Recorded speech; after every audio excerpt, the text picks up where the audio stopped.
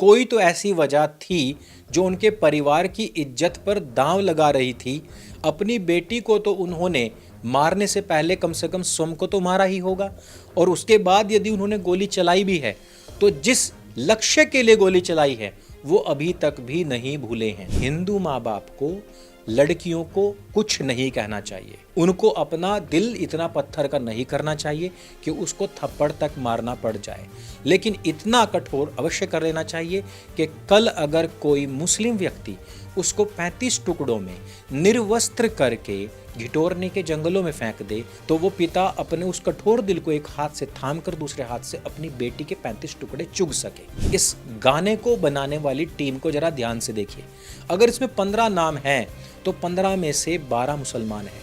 इसमें जितनी भी लड़कियां हैं सारी की सारी केवल हिंदू हैं। Total Muslim community Radhika Yadav का उसके कोच के साथ में चैटिंग का थोड़ा सा स्क्रीनशॉट वायरल हुआ है। उस वायरल चैट में लड़की कह रही है कि मैं दुबई या ऑस्ट्रेलिया जाना चाहती हूँ, और इनामुल हक कहाँ बैठा हुआ है इस समय पर? वो दुबई में ही बैठा हुआ है।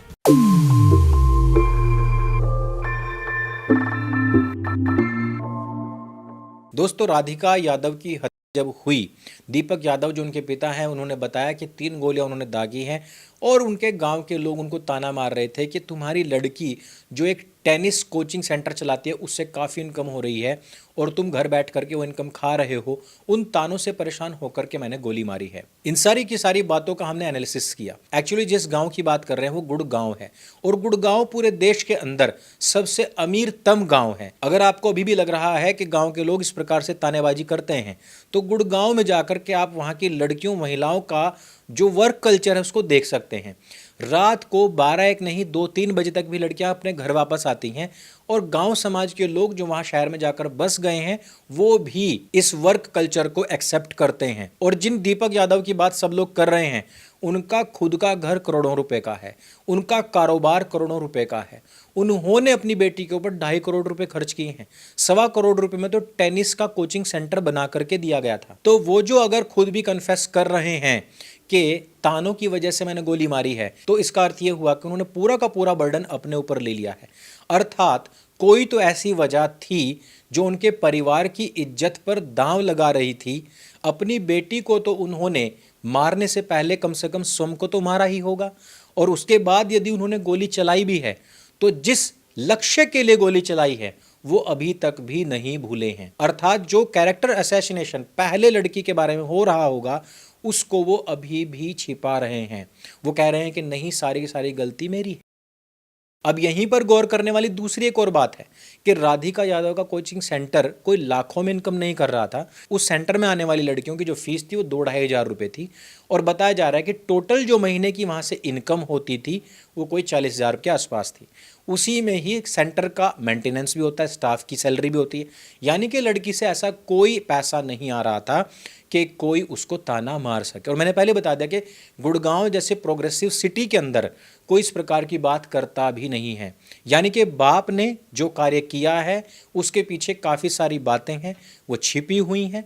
बाप ने गोली चलाने से पहले स्वयं को अवश्य ही मारा होगा। वो बेटी जिसको वो दिलो जान से चाहता था, वो बेटी जिसको वो 1 सेकंड भी अकेला नहीं छोड़ता था। 4-5 घंटे वो अगर प्रैक्टिस करने के लिए गई है तो वो गाड़ी से छोड़ने के लिए जाता था और वहाँ से टस से मस नहीं होता था, वहीं खड़ा रहता था और वापस लेकर उसको घर आता था। बाप है, पुरुष है, इसलिए सब लोग पीछे पड़ गए कि भैया जो कुछ भी हो जाए लेकिन एक लड़की को गोली नहीं मारनी चाहिए थी। अच्छा, मैं बिल्कुल आपकी बात से सहमत हूँ। मैं किसी प्रकार की हत्या या हिंसा के पक्ष में नहीं हूँ।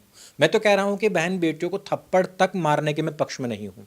मैं अभी भी कह रहा हूँ कि हिंदू माँ बाप को लड़कियों को कुछ नहीं कहना चाहिए, उनको अपना दिल इतना पत्थर का नहीं करना चाहिए कि उसको थप्पड़ तक मारना पड़ जाए, लेकिन इतना कठोर अवश्य कर लेना चाहिए कि कल अगर कोई मुस्लिम व्यक्ति उसको 35 टुकड़ों में निर्वस्त्र करके घिटोरने के जंगलों में फेंक दे तो वो पिता अपने उस कठोर दिल को एक हाथ से थाम कर दूसरे हाथ से अपनी बेटी के 35 टुकड़े चुग सके।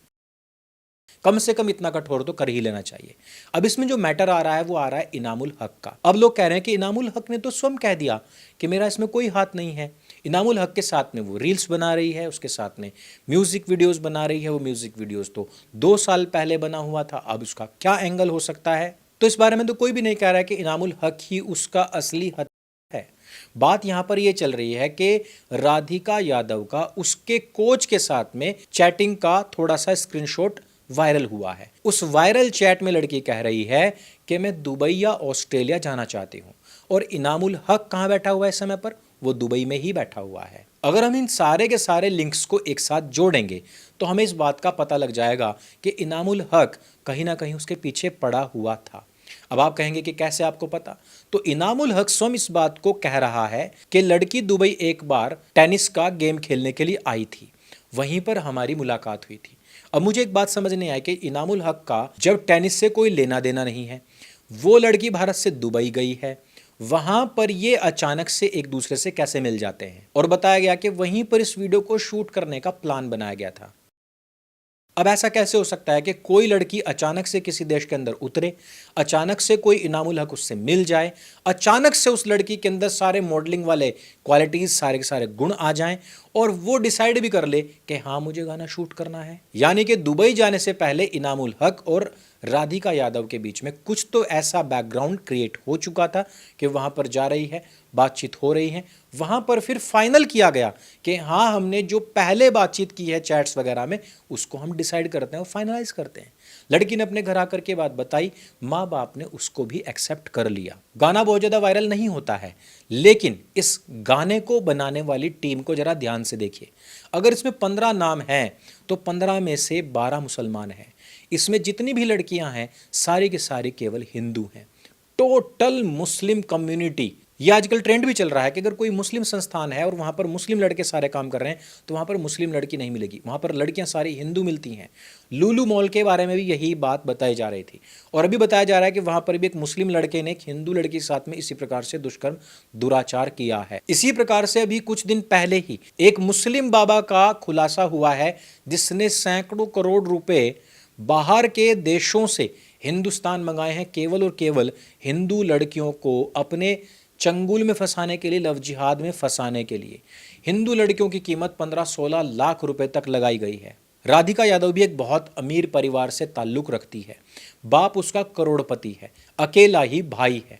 आप जरा सोचिए कि ब्रेन वॉशिंग का स्तर क्या रहा होगा कि वो अपने परिवार से पिछले कई दिनों से लगातार लड़ रही थी, और जब बाप ने मना कर दिया तो अपने कोच को समझा रही है और कह रही है कि मुझे इंजॉय करना है अपनी लाइफ को और उसके लिए मुझे दुबई जाना है। जब हम इस प्रकार के केसेस देख चुके हैं कि एक विधवा के 2 ही बेटे थे, मुसलमानों ने दोनों बेटों को अपने चंगुल में फंसाया, दोनों को मार दिया ताकि विधवा की सैकड़ों बीघा जमीन, उसकी करोड़ों की संपत्ति वो हथिया सके। जब हम लव जिहाद के बड़े बड़े सिंडिकेट्स देख चुके हैं, जब हम अच्छी से अच्छी मॉडल्स, अच्छी से अच्छी सोशल मीडिया इन्फ्लुएंसर्स को मुसलमानों के हाथ में फंसते हुए देख चुके हैं, यहां तक कि खिलाड़ी लड़कियों तक को भी पहले भी ये मुसलमान अपने जाल में फंसा चुके हैं। भोपाल और इंदौर में तो शूटिंग रेंज के नाम पर सारी हिंदू लड़कियों को भर्ती करके उनके साथ में सामूहिक दुष्कर्म किया जा रहा था, उनके वीडियोस, फोटोज बनाए जा रहे थे। जब पूरे विश्व के अंदर अमीर परिवार की लड़कियों को फंसाने का एक ट्रेंड चल रहा हो, ऐसे समय में अगर हम उतावलेपन में इस इनामुल हक को